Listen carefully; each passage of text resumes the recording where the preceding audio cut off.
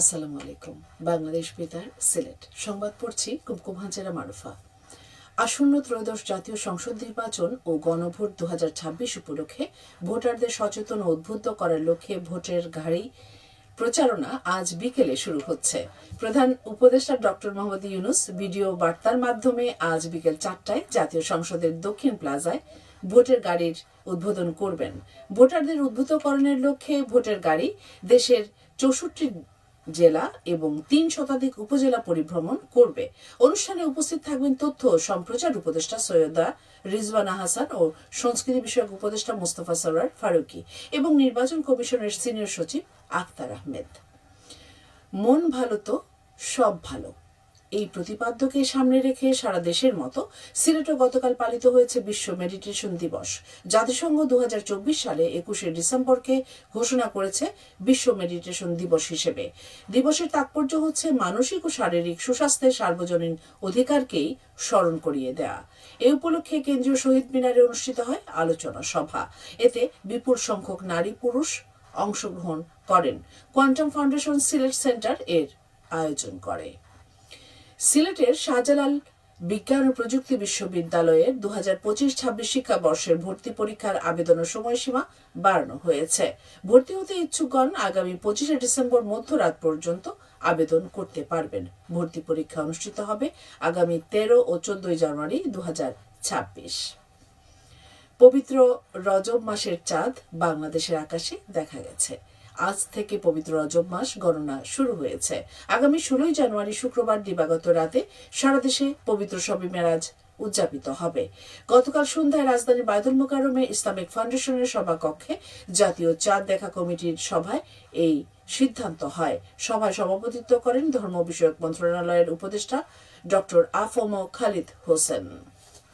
মরমী কবি হাসন রাজার 171তম জন্মবার্ষিকী উপলক্ষে মাটির পিঞ্জিরার মাঝে বন্দী হইয়া রে লোক সাংস্কৃতিক অনুষ্ঠান অনুষ্ঠিত হয়েছে।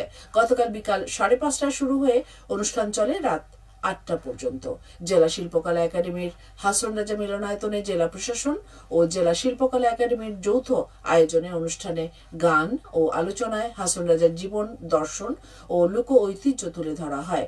জেলা কালচার অফিসার আহমেদ মঞ্জুরুল হক চৌধুরীর সঞ্চালনায় অনুষ্ঠানে বক্তব্য রাখেন সুনামগঞ্জ পৌর কলেজের সাবেক অধ্যক্ষ শেরগুল আহমেদ, লোক গবেষক সুভাষ উদ্দিন, সাংস্কৃতিক ব্যক্তিত্ব শুক্লা রায়, অঞ্জন চৌধুরী, প্রসেনজিৎ দে, জেলা শিল্পকলা একাডেমির প্রশিক্ষক সন্তোষ কুমার চন্দ, সাংস্কৃতিক ব্যক্তিত্ব শ্রাবন্তী পুরকাস্থ, সঙ্গীত শিল্পী সোহেল রানা। অনুষ্ঠানে বক্তারা বলেন, দেশ ও দেশের বাইরে অনেক শিল্পী হাসন রাজার গান নিজস্ব সুরে পরিবেশন করছেন। এতে হাসন রাজার গানের প্রকৃত রূপ স্পষ্টভাবে ফুটে ওঠে না। বক্তারা মরমী কবি হাসন রাজার জীবন দর্শন সংরক্ষণে পূর্ণাঙ্গ আর্কাইভ গড়ে তোলার আহ্বান জানিয়ে বলেন, হাসন রাজার গান ও দর্শন দেশে বিদেশে ছড়িয়ে দিতে প্রাতিষ্ঠানিক গবেষণা খুবই জরুরি। সিলেটের মহানগরীর সিটি সুপার মার্কেট ও হকার্স মার্কেটে অভিযান পরিচালনা করেছে ভোক্তা অধিদপ্তর। এ সময় বিভিন্ন অনিয়মের অপরাধে 4টি প্রতিষ্ঠানকে মোট 1,70,000 টাকা জরিমানা করা হয়েছে। গতকাল বিকালে এই অভিযান পরিচালিত হয়। অভিযানের নেতৃত্ব দেন জাতীয় ভোক্তা সংরক্ষণ অধিদপ্তরের সিলেট বিভাগীয় উপপরিচালক মোহাম্মদ আরিফ মোর্শেদ মিশু। এ সময় অভিযানের সহযোগিতা করেন ভোক্তা সংরক্ষণ অধিদপ্তরের সিলেট বিভাগীয় সহকারী পরিচালক মোহাম্মদ আরিফ মিয়া ও জেলা সহকারী পরিচালক জামাল হোসেন খান সহ র্যাব 9-এর একটি দল। এদিকে সিলেটের কোম্পানীগঞ্জ উপজেলার ধলাই নদী থেকে অবৈধ বালু উত্তোলনের দায়ে 8 জনকে আটক করা হয়েছে।